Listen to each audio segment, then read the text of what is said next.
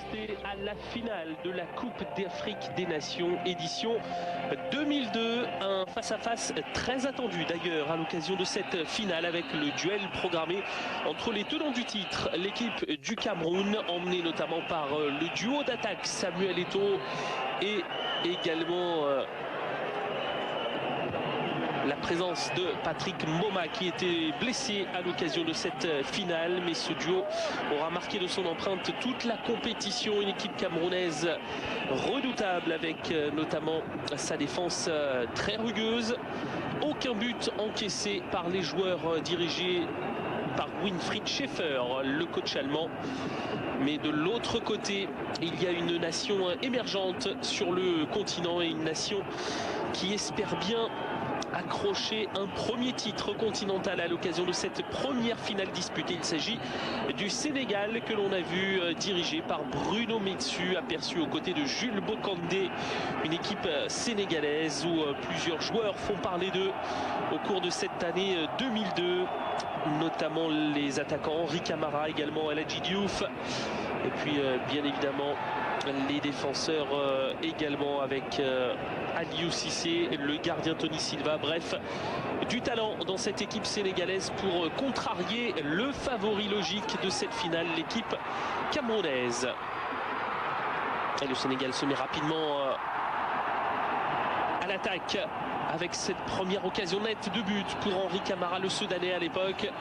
Henri Camara qui profite d'un superbe ballon récupéré par El Hadji Diouf, la vitesse du Lensois pour arriver premier sur le ballon, et ensuite intelligemment il dépose le ballon derrière lui pour permettre à Henri Camara cette frappe qui touche la barre transversale du gardien camerounais Alioune Boucar.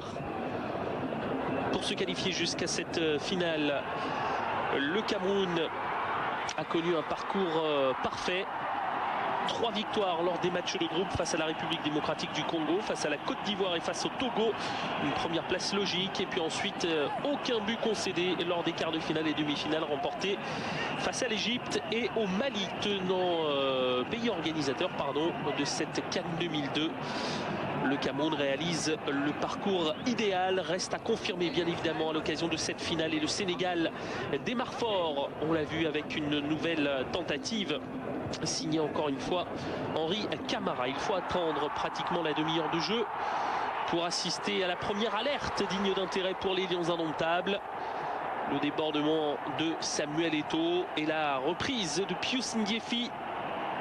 Mais le ballon propulsé par l'attaquant de poche de cette équipe camerounaise file sur le petit filet extérieur de Tony Silva.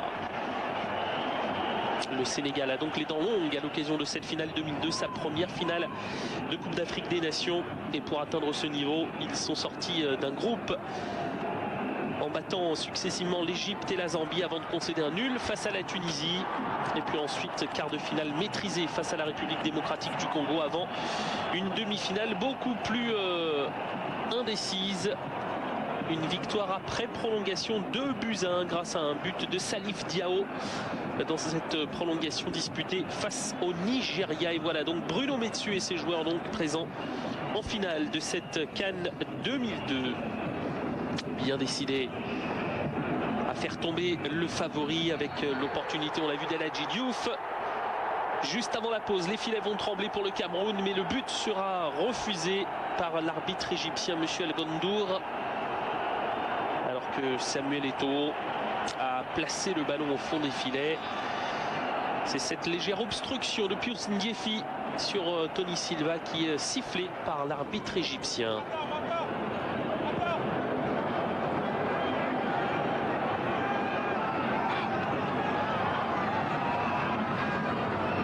Le collectif camerounais prend progressivement la mesure de son adversaire, et avant de regagner les vestiaires, une dernière tentative avec un bon ballon pour Samuel Eto'o, mais belle sortie de Tony Silva, le gardien remplaçant alors à l'AS Monaco.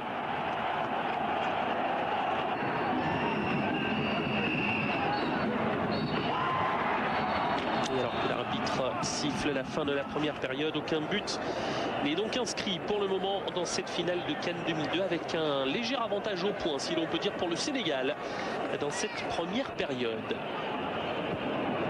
Mais la situation s'inverse en deuxième période, avec une première tentative encore une fois de Pius Ndiefi, lui qui récupère donc la place de Patrick Mboma, blessé dans cette compétition.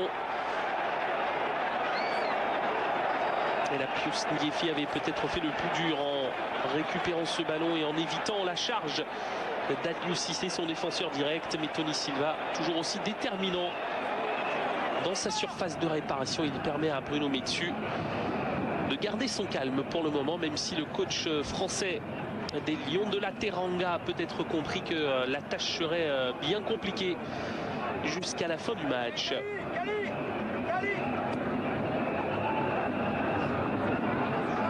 L'équipe sénégalaise battue encore une fois dans les intentions, avec une occasion frappante pour les Lions indomptables. Pius Ndiefi, toujours lui, le petit attaquant du CS Sedan Ardennes à l'époque, profite d'un superbe ballon déposé de la tête par Samuel Eto'o, mais sa reprise vient frapper le poteau de Tony Silva. Les Lions indomptables ont maintenant la main mise dans cette rencontre, mais le Sénégal va tout de même se distinguer sur un contre rapidement mené, avec le renvoi de Tony Silva directement sur Aladji Diouf, le décalage ensuite, et ce ballon amené dans la surface de réparation pour Halilou Fadiga, mais le meneur de jeu de cette équipe sénégalaise tarde trop à frapper au but sur un bon ballon adressé vers la surface de réparation par Lamine Diatta. Fadiga tarde trop et il permet donc le retour in extremis de Salomon Olembe. Ce sera d'ailleurs la dernière opportunité de but, même si là Aladji Diouf proteste contre le coup de sifflet de l'arbitre qui signe la fin de ce match des 90 minutes réglementaires. Aladji Diouf estime qu'il avait une occasion d'attaque à exploiter et du coup il va même recevoir le carton jaune sur cette contestation. Mais c'est bel et bien la fin de ce match, en tout cas pour le temps réglementaire. Rien n'est donc marqué entre les deux équipes, Cameroun et Sénégal à égalité. 0-0, place à la séance de prolongation. 30 minutes supplémentaires pour trouver le vainqueur de cette CAN 2002. L'équipe sénégalaise va encore une fois confirmer sa baisse de rendement dans cette prolongation. Avec cette chaleur étouffante dans cet après-midi de Bamako, ce sont les Lions indomptables qui se montrent les plus présents et les plus dangereux dans cette demi-heure supplémentaire, avec encore une fois Pius Ndiefi. Superbe centre déposé par Pierre Womé sur la tête d'Ndiefi, mais l'attaquant camerounais rate la cible.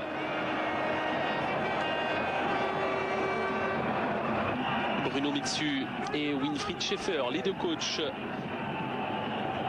font bien évidemment rentrer 3 remplaçants pour apporter de la fraîcheur dans cette finale 2002. L'équipe camerounaise espère éviter la séance des tirs au but avec l'opportunité offerte à Samuel Eto'o. C'était la dernière action de cette finale dans le jeu, avec cette belle balle en profondeur de Patrick Suffo pour le buteur à l'époque du Real Mallorca en Espagne. Mais Samuel Eto'o encore une fois tombe sur un très grand Tony Silva qui aura permis à cette équipe sénégalaise de tenir bon jusqu'à la séance des tirs au but. Rien n'a donc été marqué au cours des 120 minutes de jeu. 0-0, c'est le score que l'on retient à l'issue de cette finale de la CAN 2002. Place à la séance des tirs au but. C'est la loterie pour départager le Sénégal et le Cameroun et pour trouver donc un nouveau champion d'Afrique. Le Cameroun qui avait remporté la CAN 2000 à l'issue des tirs au but, d'ailleurs face au Nigeria. Et la première tentative, elle est sauvée par Tony Silva. Le gardien sénégalais a choisi le bon côté sur la frappe de Pierre Womé. Et voilà déjà un premier signe adressé aux Lions indomptables. Ferdinand Coly derrière, marque avec beaucoup de réussite. Et le Sénégal prend de l'avance dans cette séance des tirs au but. Derrière, Patrick Suffo a marqué pour le Cameroun. Khalilou Fadiga a également marqué pour l'équipe du Sénégal. Toujours donc un tir au but d'avance. Alors que Lorraine, lui, ne rate pas sa tentative. Le troisième tireur sénégalais est attendu face à Alioune Boukar. Hamdi Faye Auxerrois. Et cette fois, le gardien camerounais brille à son tour. Il choisit le bon côté lui aussi pour sortir ce tir au but d'Hamdi Faye qui a frappé plein centre. Les deux équipes sont de nouveau à égalité alors que Jérémy transforme également son tir au but. Il s'agit là du quatrième tireur de cette série. El Hadji Diouf pour garder le Sénégal dans la course. Mais la star des Lions de la Teranga frappe à côté du but d'Alioune Boukar. Et la situation s'est donc inversée maintenant avec l'avantage pris à un moment extrêmement important par l'équipe du Cameroun. Rigobert Song, comme en 2000, peut marquer le tir au but décisif, le tir au but du sacre. Le capitaine camerounais tombe sur un très grand Tony Silva. La tentative de Rigobert Song est sortie par le gardien sénégalais.